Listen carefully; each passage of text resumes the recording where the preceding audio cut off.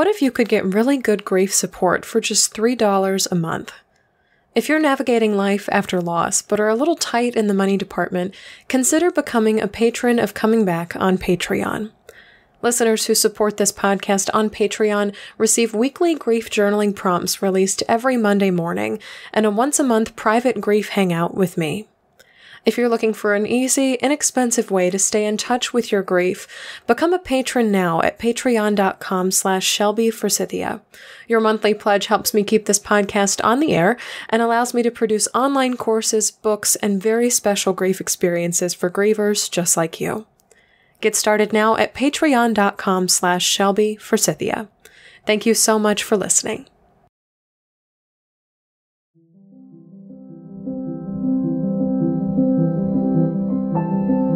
Hi there, and welcome to Coming Back, a podcast about coming back to life after death, divorce, diagnosis, and more. Today, I'm speaking with author and home cook Janet Reich Elsbach about her book Extra Helping, which is a beautiful deep dive into caring for others through food. We'll talk about why food politics have no place in the meal train, how to slow down and be more present as a caregiver, and how to shift from a place of resistance to a place of receiving.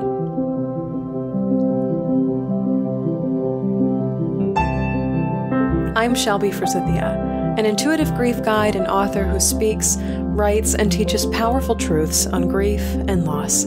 My mom's death in 2013 set me on the path to becoming a lifelong student of grief, and I use what I learned to create a world where grief is welcomed, normalized, and even embraced.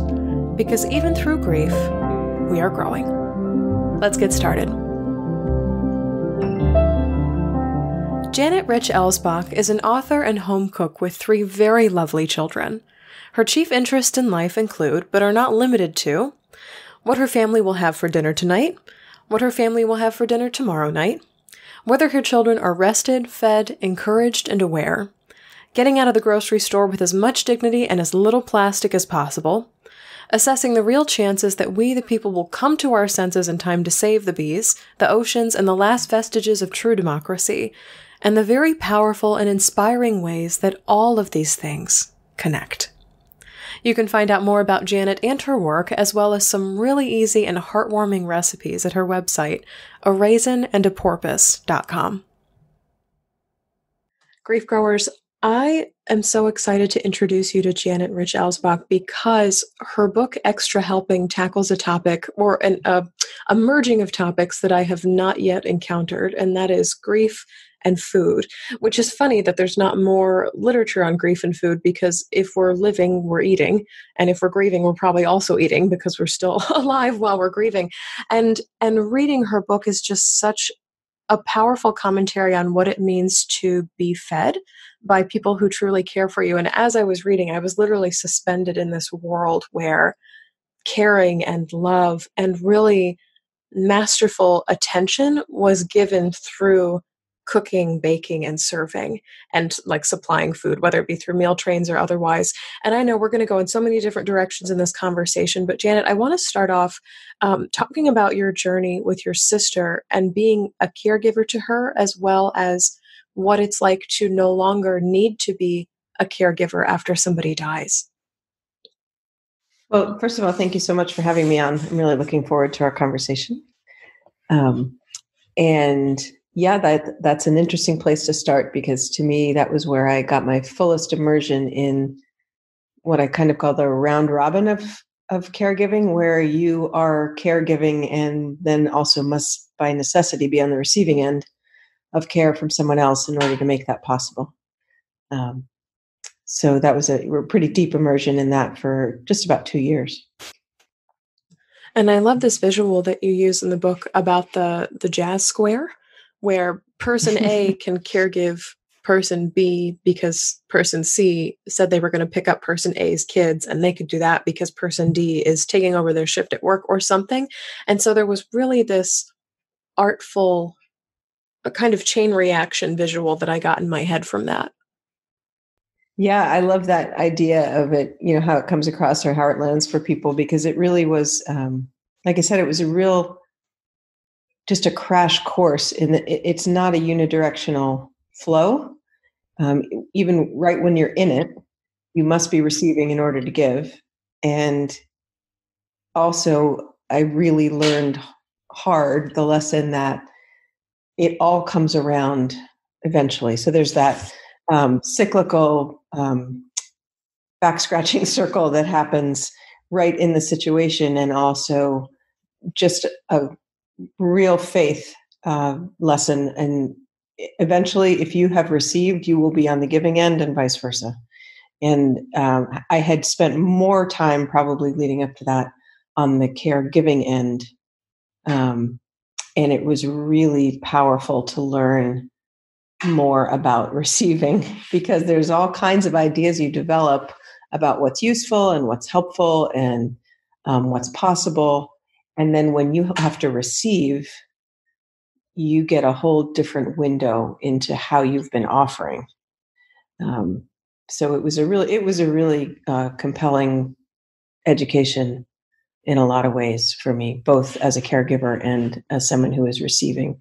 I did a lot of traveling when she was ill, and so I was away from home really for the first time with my kids at home, and that just created a dependence on the kindness of others because I just wasn't there, and that give and take was really it's part of what I remember the most fiercely from that time. I think there's a lot of the phrase that's coming to me right now is resistance to receiving, because there's a narrative of, if I'm receiving, I must be weak or incapable or not strong right now, or if I'm receiving right now, I'm going to be receiving forever. Like I will be in this state of weakness, inability, et cetera, in perpetuity. And what if people knew? What if people knew found out from this I had to receive right now? So I wonder if you can give us like a little like receiving 101, like can take us to school a little bit on how to like gear shift. I get like visual of shifting in a car from a giving role, constantly output, to sitting back, sitting down, and being served and cared for by others. Well, I think there were two factors that really came clear for me. One is if you're struggling to receive, a good kind of sense memory to call up is the total satisfaction in every way that you have felt offering what was necessary to someone who is in need. Just when you get it right, when you do the thing that really shifts the balance for somebody else, it's there's a level of satisfaction, at least for me, like, that was great. When you're receiving, you're offering that to somebody else. So it helps me get out of the headspace of I'm burdening this person, or I'm putting them out in some way, or, they're asking them to do something that doesn't, that's uncomfortable for them. It helps me so much to remember, like when you've brought the food or done the laundry or whatever it is, and you can see that it's made a difference for somebody else, it's so satisfying.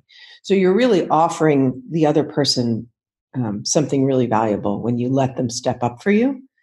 And that's been really, that's one that I've learned over and over and over again. And each time it lands a little better for me, is that it's really, it's not just like a quid pro quo karmic balance. I'm helping now and someday I'll be helped, or I'm being helped now and someday I'll help, which is also a factor.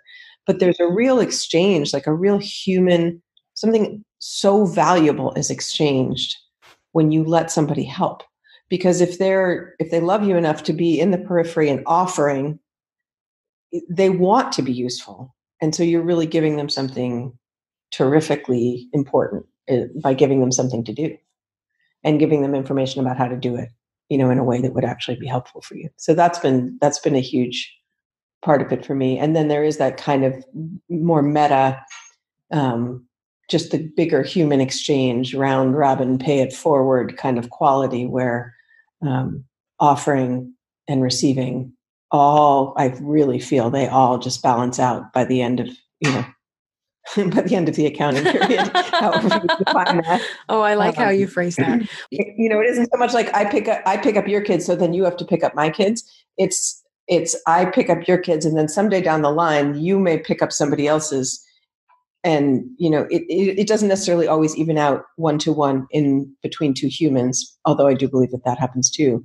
But there is this kind of karmic balance that gets addressed. Yeah. And I love how you phrase that, because it takes the nagging of the ego out of it, and all that crappy meaning that society thrusts onto receiving of, like, because truthfully, I resented the meal trains for a while, because I was like, if I'm receiving a meal train, it means someone is dying, which was a fact. And I'm like, we only receive meal trains when someone is dying or in the hospital, or when we're not able to do it ourselves. And so reading your book, it literally opened my eyes to this alternative perspective of, like, what would have happened if I had just looked into their eyes and said thank you, as opposed to literally fleeing the kitchen every time somebody brought another casserole over. And that was part of it was being like a sullen teenager. But I think part of it too was, this is a physical, scented, aromatic reminder in the oven that someone I love is in the process of dying. Yeah, that's such an interesting perspective, because my first experience, my first like conscious experience of meal trains, like qua meal trains, like identified as such, was around birth. So I have a much different like original origin story for that in my life. Yeah, it's interesting to get that kind of balancing perspective, and it highlights to me too, like I try to focus on that idea of like how you show up for others being so informed by being shown up for, and that picture of you as kind of a sullen teenager and just resenting that this was needed, not because maybe you were helpless, but because it meant this terrible event was taking place. It was like a reminder of that. Usually shouldn't mean don't show up for those people, and I hope would more mean show up and allow it to just be however it is. Like somebody may be, resentful of it. And I don't mean this as like permission to sort of bulldoze over people's mood, because I think it's really important to be responsive to that, but just allow it to be how it is. Like recognize that, yeah, for me, this was a really powerful reminder that this thing was happening, but we still needed the food. Oh, sure. And I came down and ate it, but like at 10 p.m. Exactly. Yeah. If you're the shower-upper in that situation, remember that this could land all kinds of different ways for people. Yeah, and I think you touched on something important there, because it was never about the casserole itself or the human bringing the casserole. It was, I hate that this is happening. The larger circumstance of my mother is dying. It was not something that anybody could change. And so everything that happened that was out of the ordinary was a reminder of that. And so it was just so interesting reading your book, because it was like, and I don't know if you intended to do this, but it was actively taking that like bitter sting out of meal trains in my brain. I'm like, oh my God, I'm going to see this so differently if and when the occasion for a meal train happens again.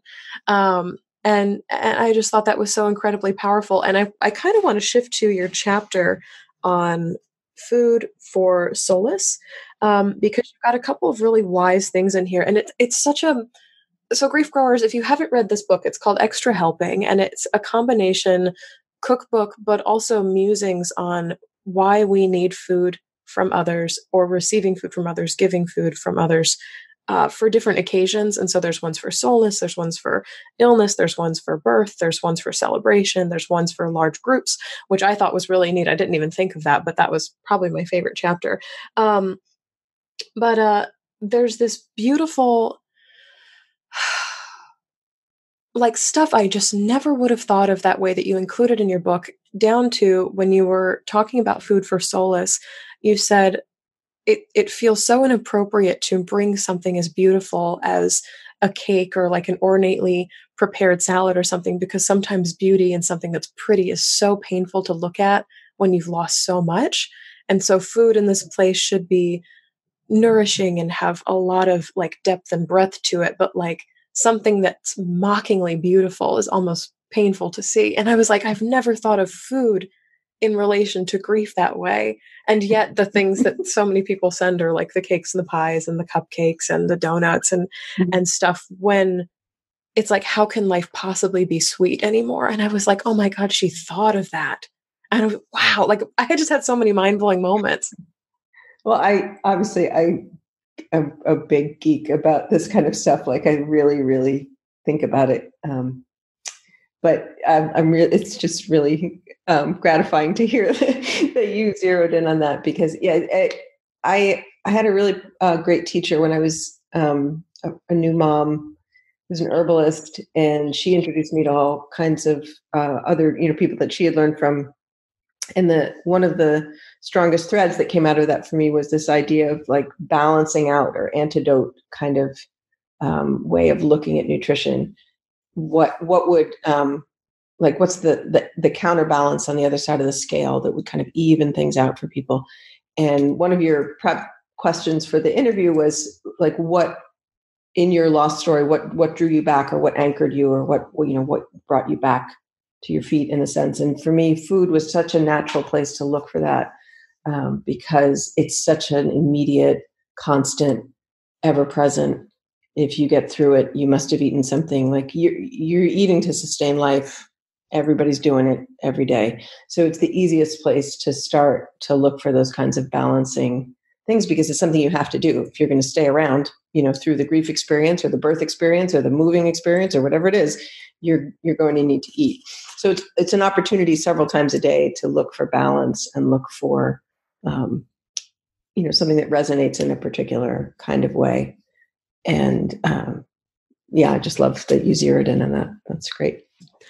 I wonder if we can talk about common meal train or food delivery blunders, because one of my favorite stories was from the moving chapter, where you brought a lasagna to somebody who just moved in, but they had no idea where they packed the plates or the silverware. And so they ate it out of little like coffee cups. Once they figured out how to use the oven, which was like new house, new oven, don't know how to do it. And these seem so like hashtag first world problems, but also you have these other chapters of like, bringing a place setting and a fork or a flower in a vase or something to somebody who's in the hospital and cannot leave. And so these small little things that make the experience better. And then the small little things that, like, if you think of this, you're really going to save the day.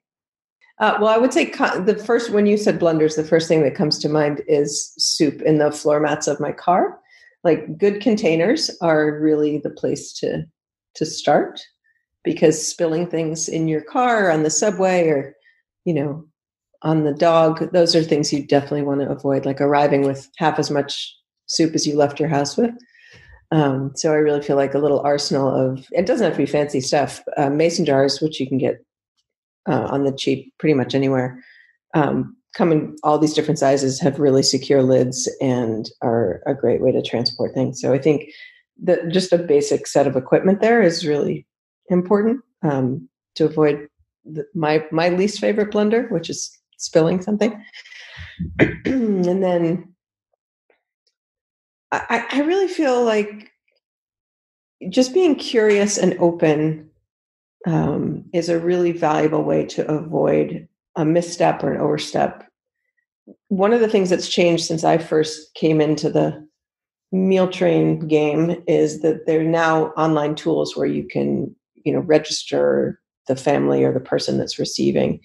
And those, although I tend to favor human interaction over electronic, the advantage of those to me is that it's much easier to fill out a form that kind of outlines no dairy, hate, green beans, all those kinds of things, than it is to communicate that face to face, kind of getting back to that idea of like, you don't want to burden people and you don't want people to know what your actual needs are because, of some idea you have about how independent and strong you need to be. It's much easier to fill that out on a form.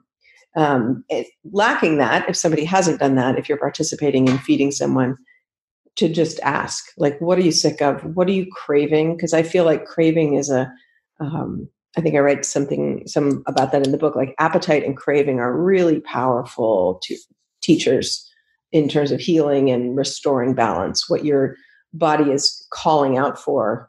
and it's just drummed out of us, as babies we have it, and then over the course of a lifetime where you're exposed to diet culture and nutritional theories and fads and shoulds and shouldn'ts and all these kinds of things, we lose that connection. And illness and crisis like grief are very revealing. They kind of peel the layers back, and what your body is just calling out for is usually a really pure signal for something that will balance things out and will, support or restore the person.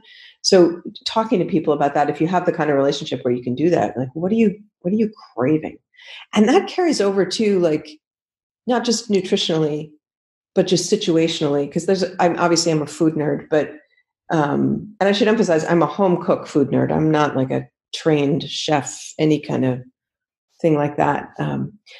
But any kind of help that you're offering, if you approach it with curiosity, and if you make it okay for someone to talk about what they really need or what they really want, then you've really moved the needle, like, not just for that person, but I feel like collectively for all of us, we have these weird notions about privacy and, like you were referencing, sort of self-responsibility. And what ends up happening is that people go through life with no roadmap for how you handle grief or how you handle, a grave illness, because it's all sealed over. It's all handled in where we think privacy should be. And we don't culturally give people much of a roadmap for, we don't have a lot of ritual, like commonly held ritual around how to process grief personally, or how to respond to someone who's going through grief, because we've kind of tucked that all away.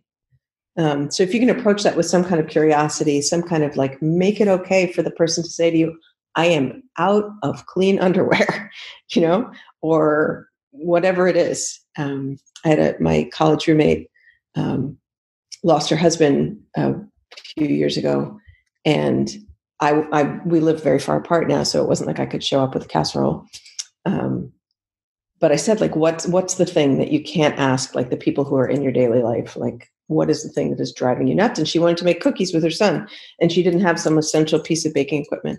And she just felt ridiculous, all the people who had a ringside seat at her loss, saying to them, can you get me, a set of cookie scoops or a roll of parchment paper or whatever. And I was able to send that to her, and felt, I was thousands of miles away, but I felt like I was actually offering something, and she received something that she really needed. So I feel like those kind of dynamics, we don't train people to come up in a tradition where that's understood. And so that's really where I like to urge people forward. That's really wise, because you write in the book about this question that you hate the most, which is, please let me know if there's anything I can do. And I also hate this question. And I think every single person listening is like, I would kill someone to never hear that question again. Like, that's the stakes I would do if nobody ever asked me that ever again, because Lord knows what we actually want in the aftermath of loss. Or, like, who are we to start delegating tasks to people who've just offered themselves up? And I love that your mission here is, like, ask the pointed questions. What are you craving? If you could have anything to eat in the world right now, what would that be? Or if you could have, anything in this moment that you can't share with your inner circle or your friends, clean underwear, deodorant, toilet paper. I loved in the back of the book, you had, like, a checklist of, like, fun things to say. I'm on my way to the store. I'm passing by your house on the way home. Can I pick you up toothpaste, a tire, any of these things that people might need but may not be willing to admit. And you're like, I'm already here. This is already helpful to me. So allow it to be helpful to you as well. And, like, I love the idea of a tire. The invitation. A tire. Can you bring me a whole tire? my life goal is now to have someone say, yes, can you bring me an R17, whatever. Like, I need a tire. I was thinking in my brain, I'm like, what department is the exact opposite of toothpaste geographically in the store? I was like, oh, they put the tires really far away from, like, the shampoo and the bath products. So I don't know why I went that far, but I guess cat litter might be more appropriate, but that just struck me. Yes. And I kind of want to shift conversation into being ill or unwell or grieving. And there's a lot of conversation, especially as you mentioned, diet culture, of, like, food as a healing cure. And so there's a lot of room for what I lovingly and dreadfully like to call food politics, to Mm-hmm. show up in the basket that gets brought to the table of like, you told Oh. me you're craving this, but I think you should really Mm. have this Mm. to help you with chemo, to cure your cancer, to help you with your heart arrhythmia, to help you sleep at night, like whatever it is. And so people are putting all kinds of weird ingredients and vegetables and herbs and stuff in your food. And you're like, I just really want like Italian wedding soup with meatballs in it. Like that's what I really want. And I underline this line on page 4. People are helped by what they perceive as helpful. And I literally doodled next to it, this is not the place for food politics. This is a small gesture of exactly what they want. Yeah. Yeah, I really feel pretty strongly about that. And I used to work as a counselor for new moms.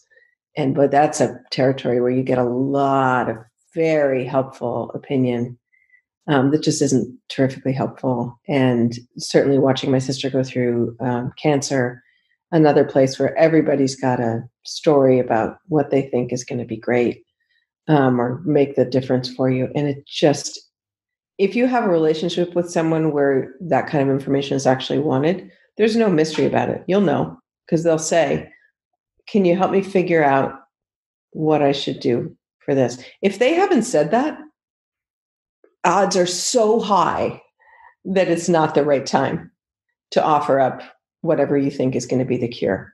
Just find out what they want and give them what they want. Because it's just not that it'll, if it's the time, you'll know because it'll be really clear.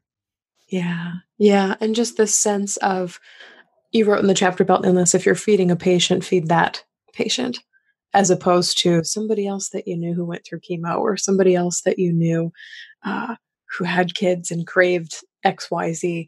I wonder if you can speak a little bit to how food, and this is a leading question, but how food has the power to give us our humanity back. Because I think, especially with, the emergence of fast food, or I eat most of my meals standing up, and a lot of other, like, I'm just constantly rushing somewhere. Um, Mhm. the prospect of eating food in a place where I really feel like I need it, as opposed to food as an obligation that I need to consume in order to stay alive. Um, just these small touches that can give us our humanity back when we feel like we're not at our best, or maybe we're in a place where we're feeling inhuman, like when we're grieving or when we're ill or when we've just given birth to a tiny human and we're like, I'm not sure that I'm entirely human right now. Right. Yeah. Well, if you think about those tiny humans, they come out pre-programmed to slither up the belly and find the source. Like appetite is the first impulse.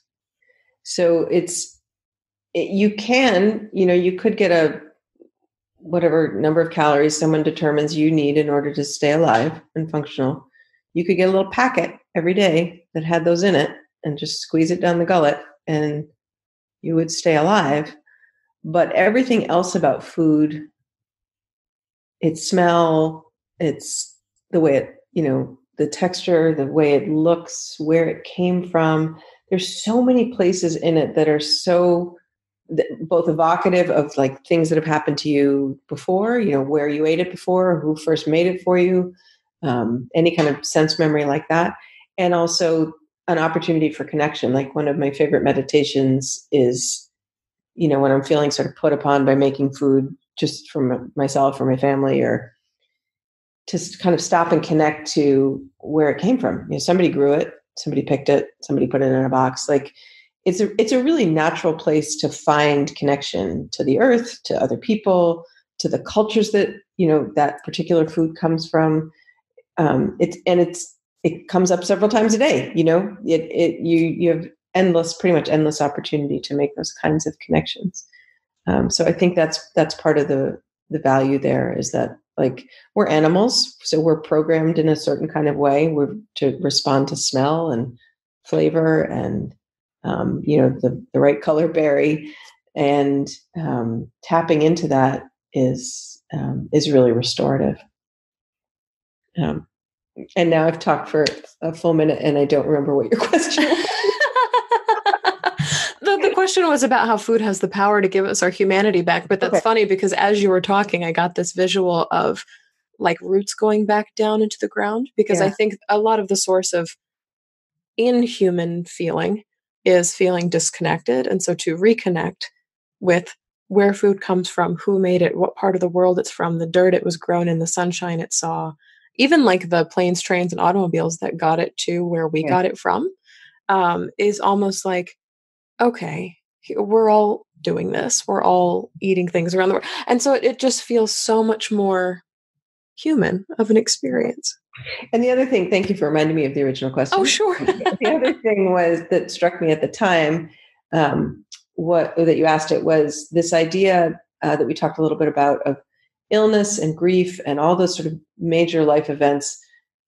There's that feeling that you've kind of slipped into this alternate universe. You've left the regular world, and the rest of the world is going on without you, paying its bills and catching buses and laughing at YouTube videos, and you're in this, like, behind this pane of glass watching this happen. And the getting back to that idea of like the antidote or the counterbalance to eating standing up at the counter just to keep yourself going, or to, I'm caregiving for this person, so I've got to call the doctor, make sure the car's gassed up, do the laundry, and oh, they need something to eat, so let me just put something on a tray and drop it off in the room while I go off to do this other thing. It can become this checklist item. I need to eat enough to keep going. I need to give that person enough calories to keep going. And it can be instead a real opportunity to connect. Like eating in community with other people is one of the first things that kind of falls by the wayside if you have a grave illness, or you're eating off a tray in your bed, or you're in the hospital or whatever. And that idea of like, when the times that I sat with my sister while she was eating, even though there were 1,000 things that needed to be done, and that I could have been doing, those are some of my like favorite memories of the time that we spent together when she was ill, were the times that I just sat down with her. Like, this isn't a checklist item. This is an actual opportunity to connect. So that, I think that if you can root yourself a little bit in that idea, even though caregiving is it's turns your life upside down and shakes it by the cuffs. Anytime that you can, even if it's just for yourself, even if it's just instead of standing at the counter and shoveling this thing down, what could I do to make this like actually pleasant and restorative for myself? Like, I could sit down, I could put it on a plate, I could just, think for a moment. I could just think for a moment about where it came from, or, something like that. So that to me, that's another way that it connects to restoring humanity. I love that. And that was one of I have so many favorite parts in your book, but that was one of my favorite parts in your book too, is where you were talking about there's so much reclaiming of humanity when we eat with somebody who cannot leave the bed, because there's such a community experience in, either feeding someone if they cannot feed themselves, or if they can feed themselves, asking questions or sharing stories, or can you pass the salt shaker, or kind of whatever it is, even if it's for like 15 minutes, even if the meal is a smoothie. Like, there's a presence there that's absent when a nurse comes in, drops a tray, and leaves to visit her next patient. And like, this is not a gripe on nurses. They have schedules just like we do. But I imagine there's such a feeling of inhumanness or loneliness or isolation that comes from not being able to do something as human as eating in the presence of other humans. Yeah, and that sense of isolation, I mean, more than anything, obviously I wrote a book with recipes in it, so it was oriented around food, but it's really that idea of isolation that I'm hoping to balance out or address, giving people a place to start. For me, food is the simplest, food's my love language, so that's the easiest place to start, but it can be just about anything, just a place to begin knitting those little connections back up again, because all of these experiences can be isolating and can have that feeling of like, I'm the only one who's ever gone through this, or nobody else could possibly understand. So it's great to have ways to reestablish community, basically. Yes. And I underlined this phrase in the front of your book that said, uh, the notion of care. And I was like, oh, this is what this book is about. Like, yeah, it's full of recipes. And like, holy crap, some of them are less than 4 steps, which is right up my alley. I'm like, if it's more than 4, I can't handle it. But everything else, I'm like underlining and dog-earing pages and things like that. But there was this phrase of the notion of care. And I was like, this is what this book is about. It's people showing up and not necessarily the quality of the food or even the presentation of that food, even though we've spoken a little bit about that in this interview, but just the showing up and Yeah. being present. On that topic of isolation, I don't know if I can flip to it. If you'll give me a moment, I think I can find it.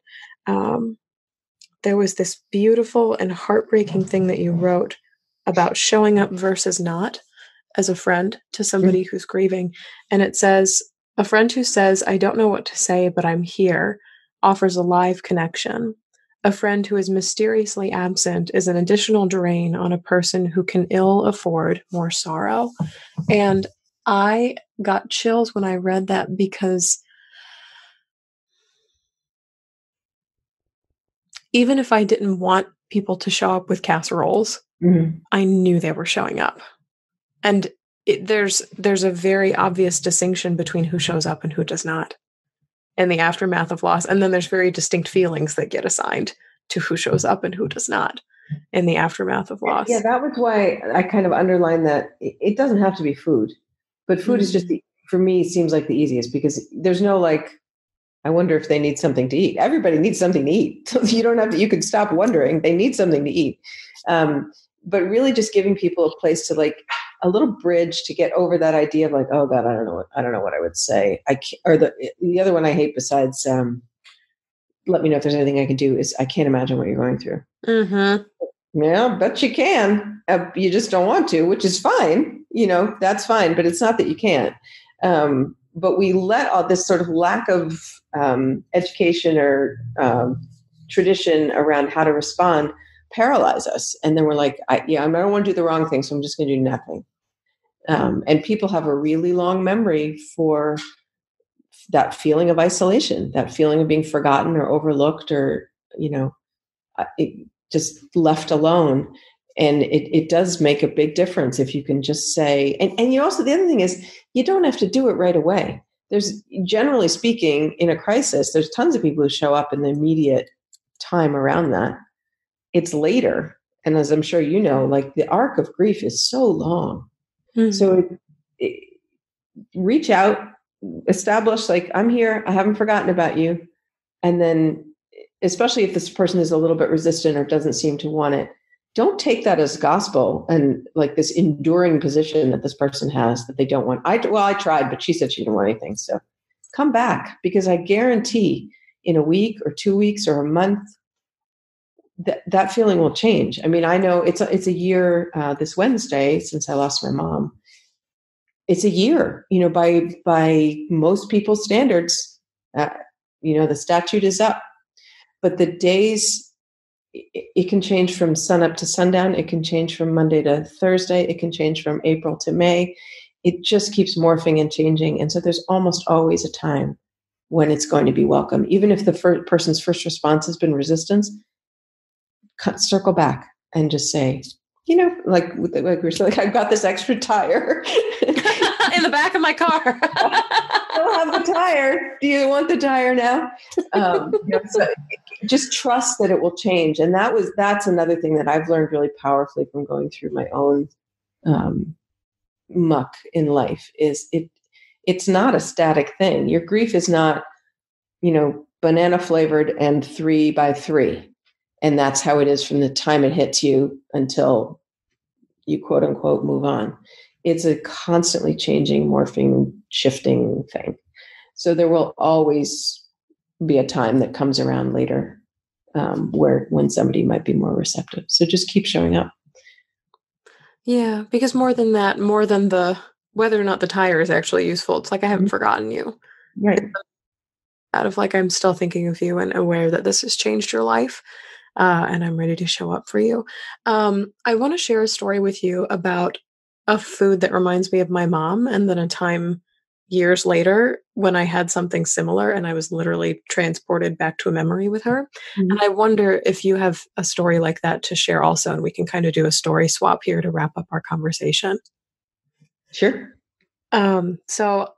My mom, her favorite food in the world was angel food cake with Mhm. fresh strawberries and whipped cream. Oh, And in the summers, I mean, we'd make it out of a box. It wasn't like I don't think any of us knew how to make meringue or whip egg whites or anything like I don't even know if you whip egg whites. you're on the right track. Or You whisk them or definitely do. something.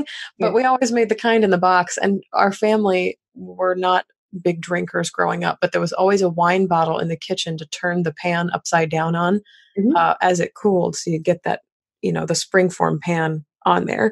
And I remember for many, many years, always in the summers when the strawberries would start to come out, my mom would make angel food cake probably twice a month for 3 or 4 months. And so we'd always have it in the house and she'd sit on the back porch and eat it um, on little plates, on big plates, on napkins and stuff until it was gone. And then we'd make it again.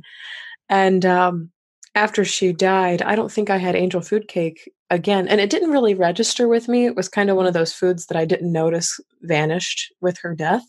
And Mhm. then a couple years later, probably 4 or 5 years later, I was on a trip in Seattle and the dessert menu had a meringue kind of strawberry dessert on it. And I'm normally like the world's biggest chocoholic, and all I want to eat is like the giant fudge volcano thing that explodes when it comes to the table. And for some reason that night, I picked the meringue, and as soon as I like broke into that little crust on the outside, I put it into my mouth, and the person that I was with immediately saw my face change, and they were like, "Whoa, what was that?" And I was like, they literally just brought my mom to the table. And it Mhm. was the coolest. I get chills telling the story now, but it was the coolest thing. And we went back like 2 days later and did the same thing. We got the same exact meal over again because I was like, I want to have that experience one more time because it was a memory unlocked by food that I forgot I lost because I literally closed my eyes and I was sitting on the back porch with my mother again. And we were eating box angel food cake in the middle of the summer. And oh my word. And for anyone who doesn't believe in the power of food, I'm like, oh, I think you just haven't had a memory unlocking experience with food What a yet. treasure that is. That is such a beautiful story. I'm laughing. It's not a food memory, but one of my mom's just rituals of self care was she used to take a bubble bath at the end of the workday Mm. and always use this particular kind of bubble bath. And again, I had completely, I mean, I obviously remember that she was very committed to the bath, but I kind of had forgotten about this particular bath product. And after she died, my sister, my surviving sister, bought us each a bottle of this bubble bath that my mother used to use. And she sent me a bottle of it. And she said, I don't know if I believed in sense memory before, but Vitabath made me a believer. You took the cap off of that and it was like whoosh, just decades back, boom, right back there. And we would all like sit by the side of the bath and like talk to her and stuff. Like, so it was just like this really complex, nuanced memory. But that's what it's kind of what we were talking about before, that smell and flavor and all those things are so powerful. They're so much stronger than cognition and all our ideas about stuff. It just boom sucks you right back to that moment, which is why I think that's where so much of the value lays in those. My mom, I live in rural Western Massachusetts, so we used to walk in the woods a lot. I still walk in the woods a lot. And she, in the wintertime, she would bring an orange and we would peel this was before you could get, sumo tangerines and clementines, whatever. It was just an orange, just a dopey navel orange. But she always brought an orange when we went hiking and especially in the winter. So that feeling of like tearing into the rind and those oils, those smells that come up when you do that. Hmm. And then just feeling that, the sort of cool, tart, sweet, juicy orange in your mouth as you're surrounded by the snow and the trees and everything like that. I still love to do that. Even if I'm walking by myself in the woods, I love having an orange in my pocket for Yeah, that. literally just handling it, that hands on, and then the oils come out of the top. And Yeah. oh my gosh. Wow. Yeah. I love ending on that note because it's just a beautiful, and again, like you said, a powerful reminder that that food and the things we literally put into our bodies can also bring these memories out of our brains, out of our bodies. I mean, if you think about it, your body is made of that angel food cake. You are composed of that food cake. So it's like this calling up this thing. Yes. Like the reason it resonates is you grew on that. Your cells were made of that, and your bones and your teeth and everything. Like, it's in there. So it has this like deep echoing feeling, which is just, that's a beautiful story. Thank you. Oh, it's like, yeah. And there's the phrase that's coming to me is, I am composed of this.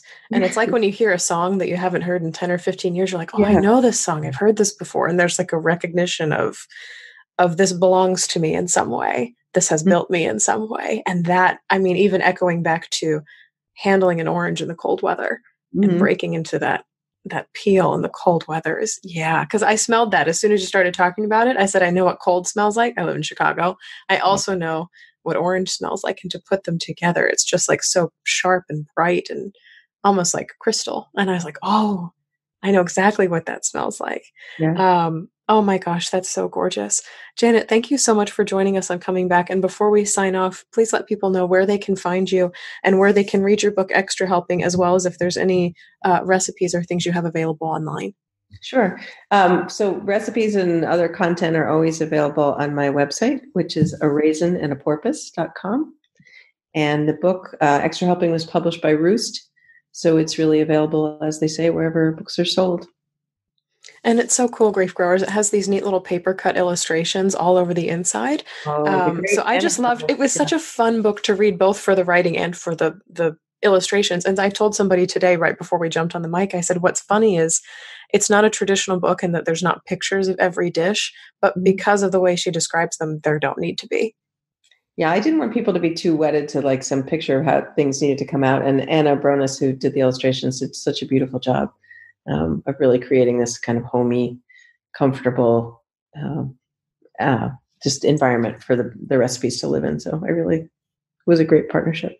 Yes. Yes. So Janet, thank you so much for coming on Coming Back and sharing your experience with grief and food and caregiving and memories with us. Well, thank you so much for having me. And I really appreciate that you're creating this space for people to really think deeply about it. I think it's so valuable and so rare. So thank you. So that's all for this episode of Coming Back. Thank you so much to Janet Reich Elsbach for coming on to talk about the connection between grief, food, and the beautiful notion of care. I absolutely loved reading Extra Helping, and Grief Growers, I hope you'll pick up a copy for your kitchens too. You can find Extra Helping as well as a bunch of other recipes and thoughts on care at Janet's site called araisinandaporpoise.com. And of course, you can find that link in the show notes. If you'd like to get online grief support for just $3 a month, pledge to support this podcast on Patreon at patreon.com/ShelbyForsythia. You'll instantly unlock access to weekly grief journaling prompts and monthly live grief support calls with me. Just a heads up that our next call is happening Monday, February 17th at 7 p.m. Central Time. If you liked what you heard today, subscribe to Coming Back on Apple Podcasts, Spotify, Google Podcasts, and please tell a friend about Coming Back.